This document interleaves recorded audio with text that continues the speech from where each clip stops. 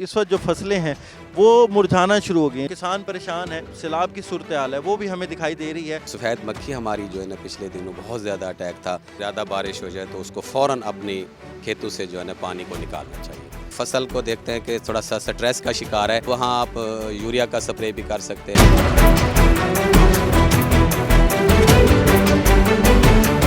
जी, इस वक्त जो मुल्तान और पूरे साउथ पंजाब में बारिशें हैं वो कपास की फसल के लिए जो है वो ज़हमत बन के बरसी हैं। और आप देख सकते हैं, मेरे कैमरामैन तनवीर गिलानी आपको दिखा रहे हैं, तो इस वक्त जो फसलें हैं वो मुरझाना शुरू हो गई हैं। जो पौधा है, क्योंकि कहा जाता है कि अगर कपास की फसल में 48 घंटे तक पानी खड़ा रहे तो जो पौधे हैं वो मुरझाना शुरू हो जाते हैं। और इसी तरह अब जो कपास है, क्योंकि अर्बन फ्लडिंग का भी सामना रहा है इन दिनों में, काफ़ी ज़्यादा जो सैलाब की सूरत हाल है वो भी हमें दिखाई दे रही है। तो जो किसान है, और हमेशा ये कहा जाता है कि जो कपास की फसल है ये बड़ी ज़रूरी है हमारी मईशत के लिए, तो अब कपास की फसल किस हाल में है और ये मज़ीद इसको जो है वो किस हाल में बचाया जा सकता है। हमारे साथ अमाद साहब मौजूद हैं, एग्री सीनियर एक्सपर्ट हैं, उनसे मज़ीद बात करेंगे।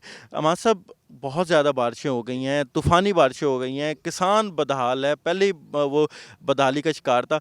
किस तरह अपनी इस जो क्रॉप है इसको बचा सकता है किसान? जी, सबसे पहले तो ये है कि जो अगर ज़्यादा बारिश हो जाए तो उसको फ़ौरन अपनी खेतों से जो है ना पानी को निकालना चाहिए।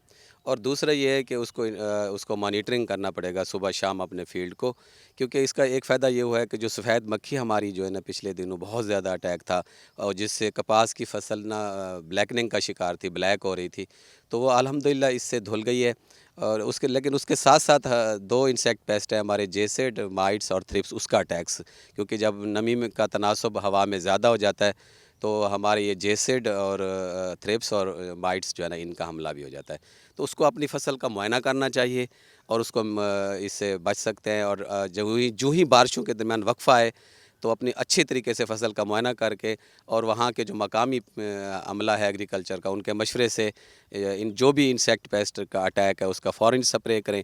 और जहाँ पे आप फसल को देखते हैं कि थोड़ा सा स्ट्रेस का शिकार है तो वहाँ आप यूरिया का स्प्रे भी कर सकते हैं और उसकी फर्टिलाइज़र की मैनेजमेंट अच्छी करके इन बारिशों के नुकसान हैं उससे हम काफ़ी हद तक बच सकते हैं। जी। जी, अमान साहब जैसे बता रहे थे कि बारिशें तो हो रही हैं और शायद आगे भी होंगी, तो लेकिन अगर एहतियाती तदाबीर जो हैं वो अपनाई जाएँ, ख़ास जैसे कि 48 घंटे से ज़्यादा पानी अपनी फ़ील्ड में ना खड़े होने दिया जाए, किसी खाली फ़ील्ड के अंदर पानी जो है उसको निकाल दिया जाए, उसकी निकासी आप कर दी जाए। और साथ-साथ जैसे बता रहे थे कि जेसिड और थ्रिप्स का भी हमला है, उसके लिए भी अगर यूरिया खाद का जो है वो इस्तेमाल किया जाए, तो वो भी कपास को मज़ीद डैमेज होने से बचा सकती है। तो किसान परेशान है, मज़ीद अगर बारिश होती है तो किसान और ज़्यादा परेशान हो सकते हैं। तो अगर इन एहतियाती तदाबीर पे वो अपना अमल अमल दरामद करें तो मज़ीद नुकसान से जो है वो बचा जा सकता है।